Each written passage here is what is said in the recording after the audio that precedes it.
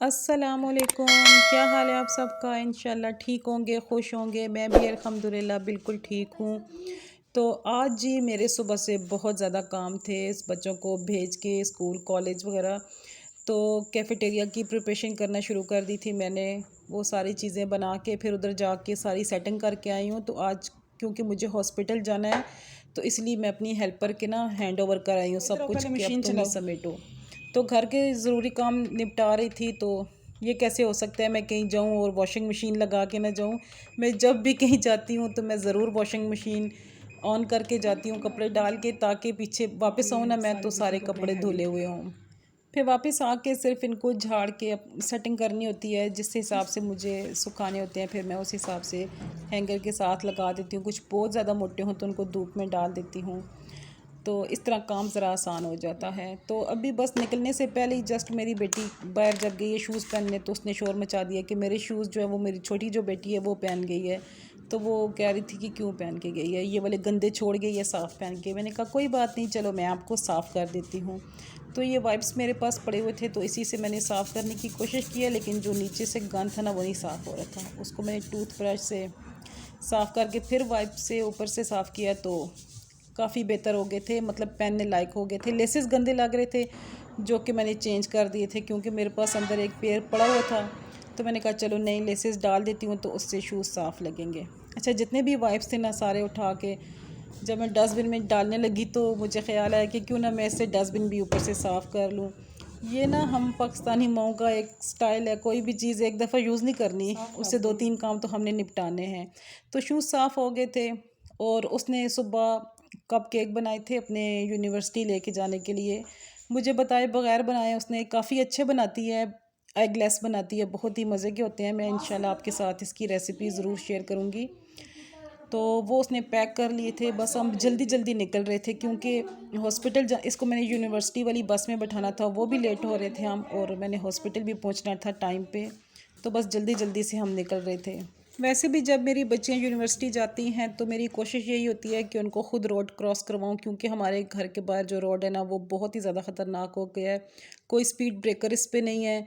इतनी तेज़ी से बड़ी हैवी गाड़ियाँ चलती हैं ना, मुझे बहुत ज़्यादा डर लगता है। तो इसलिए मैं सुबह या फिर दिन को जिस वक्त भी ये जाएँ तो इनको ख़ुद रोड क्रॉस करके इस रिक्शे पे बिठा के तो तब वापस जाती हूँ। अच्छा, उसको बस पे बिठा दिया था क्योंकि हम पहुँचे थे तो बस आगे खड़ी हुई थी। शुक्र है मिल गई थी, आज उसकी बहुत ज़रूरी कोई मीटिंग थी तो इसलिए उसने ज़रूर जाना था।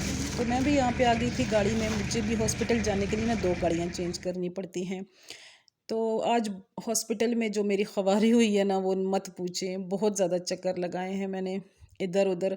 सरकारी कामों में जितना फ़ायदा होता है ना, सब लोग कहते हैं कि सरकारी जॉब हो, सरकारी जॉब हो, ठीक है उसमें बहुत ज़्यादा फ़ायदे होते हैं, लेकिन जो ख्वारी होती है ना वो मत पूछें। मेरा तो कोई अच्छा एक्सपीरियंस नहीं है सरकारी जॉब का। तो लेकिन ये है कि चलो काम हो जाता है। काफ़ी एक्सपेंसिव दवाइयाँ होती हैं जो हमें ऐसे मिल जाती हैं, फ्री मिल जाती हैं, लेकिन उसके लिए ख़वारी भी हमें बहुत करनी पड़ती है। इधर साइन करवाओ, उधर भागो, इधर भागो, फ़ोटोकॉपी करवाओ। अब जब मैं भाग भाग के पहुंची हॉस्पिटल में, रश था और पता चला कि वो डॉक्टर की जो थी एंट्री वो ख़त्म हो गई थी। डॉक्टर नूरीन की एंट्री क्लोज हो चुकी है। फिर काफ़ी ज़्यादा वेट करने के बाद, अपने हस्बैंड से बात करने के बाद, उन्होंने एक और डॉक्टर थे उधर, उनसे ही मैंने वो करवाई थी, लिखवाई थी मेडिसिन वगैरह सारी कुछ।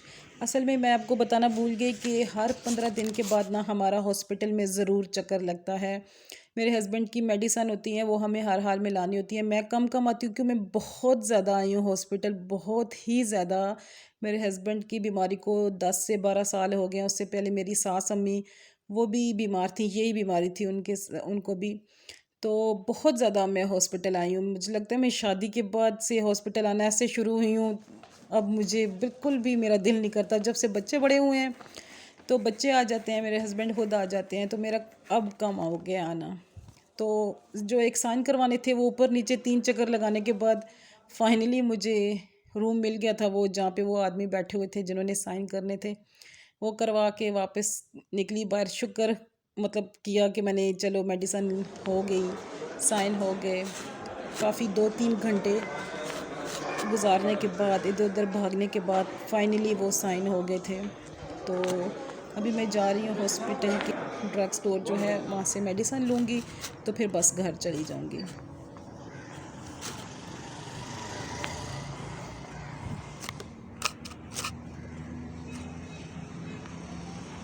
अच्छा, यहाँ पे जब भी आओ ना, इस हॉस्पिटल में इतना चलना पड़ता है। एक तो स्टॉप से हॉस्पिटल दूर है, फिर हॉस्पिटल के अंदर एक और उन्होंने एक्सटेंड किया हुआ है हॉस्पिटल, ओपीडी वगैरह। उधर से चल के जहाँ पे साइन करवाने में गई थी, 3 चक्कर मेरे वहाँ लगे थे। चल चल के इंसान की ना मत मारी इससे जाती पहले है। आप एक कॉपी करवा लेना ताकि नेक्स्ट टाइम जब आप आओगे ना तो आपके लिए होगा, क्योंकि ये तो फिर अभी मैं आपको मेडिसिन दूंगी तो साथ रख लूँगी, ये तो वापस नहीं मिलेगा। तो पिछली दफ़ा भी यही इशू था। जी पिछली दफ़ा भी यही था कि उनके पास नहीं थी, फिर वो उन्होंने इसकी पहले कॉपी करवा के बच्चे लेके आए, अच्छा, फिर यहाँ की उनको मुझे पता चला कि नहीं जी, इसकी एक फ़ोटो कॉपी भी साथ करवानी है, तो बस वो करवाने अभी मैं जा रही हूँ हॉस्पिटल के अंदर दोबारा से दूसरी साइड से। एक्सक्यूज़ मी, इसकी फ़ोटो कॉपी करवानी है। भूख भी मुझे बहुत सख्त लग रही थी क्योंकि सुबह थोड़ा सा मैंने हल्का फुल्का नाश्ता किया था। यहाँ पे मुझे ये चिप्स वगैरह नज़र आ रहे थे, लेकिन मैंने इसलिए नहीं लिए क्योंकि मैं यहाँ पे बैठ के खाऊंगी, टाइम वेस्ट होगा और चलते चलते खाते हुए अच्छी नहीं लगूंगी। तो इसलिए मैंने कहा रहने दो, अभी घर जाके ही कुछ खाऊंगी, क्योंकि मुझे मतलब हैवी वाली भूख लगी है। मैंने कुछ खाना है, अच्छा सा नाश्ता करना है, तो इसलिए मैंने वो वाला प्रोग्राम छोड़ दिया। तो शुक्र है अल्लाह का, दवाई वगैरह लेके वापस आई तो गाड़ी भी आ गई थी स्टॉप पे। तो जैसे ही गाड़ी में बैठी हूँ तो हस्बैंड का मैसेज आ गया कि ऐसा करना कि आते हुए कुछ चीज़ें चाहिए, वो ले आना।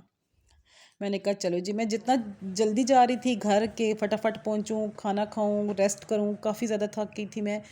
तो फिर मैं इधर आ गई थी स्टोर में। ये भी मुझे काफ़ी तलाश करने के बाद मिला, गलियाँ इधर उधर घूम के। तो काफ़ी देर इधर भी मुझे लग गई। काफ़ी चीज़ें थी कैफ़ेटेरिया की, डिस्पोजेबल प्लेटें वगैरह, ऐसी चीज़ें थी काफ़ी ज़्यादा जो बहुत ज़्यादा ज़रूरी थी अगले दिन के लिए। नहीं तो मेरे हस्बैंड को आना पड़ता, तो उनके साथ फिर मुझे आना पड़ता। तो इसलिए मैंने कहा चलो मैं ही ले जाती हूँ, कोई बात नहीं। तो वो चीज़ें सारी लेके अभी इधर आई। अभी मैं सुबह 10 बजे निकली थी और अभी हो गए थे दिन के 2 बज चुके थे। मतलब मैं सुबह की उठी हुई, अभी मैं चल चल चल चल के बस मेरी हिम्मत जवाब दे गई थी। अभी तो बस मुझे बेड चाहिए था, मुझे खाने की भी कोई होश नहीं थी क्योंकि मुझे हिम्मत ही नहीं थी मुझ में ना। लेकिन घर आई तो पता चला कि हस्बैंड आ गए थे। चलो ये अच्छा हुआ हाशिर इनको घर छोड़ गया था, वरना इनको मुझे जाके लाना पड़ता, फिर सारा कुछ वहाँ से समेटना पड़ता, तो घर आके खाना वगैरह भी बनाना पड़ता। तो सीधी मैं घर इंटर होते ही सीधी मैं किचन में आई और माइक्रोवेव का दरवाज़ा खोल के फटाफट से ये कप केक निकाल के खाया, क्योंकि मेरी बिल्कुल भी जान नहीं थी, मेरे जिस्म में भूख से बुरा हाल हो रहा था। तो बस ये खा के थोड़ा सा रेस्ट किया, खाना वगैरह हस्बैंड को बना के दिया, वो खा के लेट गए थे।